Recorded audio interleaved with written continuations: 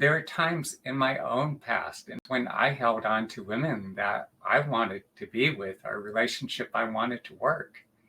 And it wasn't until those relationships inevitably crashed and burned that I found myself consumed with all this overwhelming emotional pain.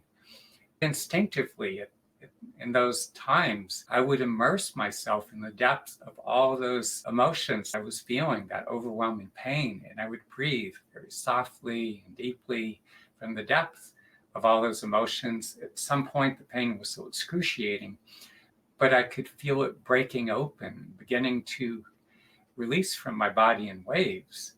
And then I would experience these profound emanations of warmth glowing from within.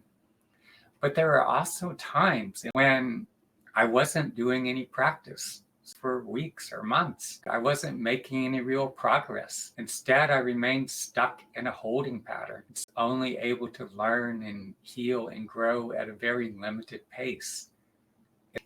I see my inconsistency during those years is one of my greatest mistakes, but I had no one to turn to. It was up to me to, on my own, figure out what practices, what interventions, what it took to heal the deep emotional wounds. After some time, my intuition led me to develop a whole series of intensive practices that enabled me to become more embodied and also digest the sadness, grief, and other emotions that have been trapped in my body, and to open my heart in a way that increased my capacity to give and receive love. In 20, during the height of the COVID lockdown, I suddenly found myself with all this additional time on my hands, and I didn't want to waste it scrolling endlessly on social media.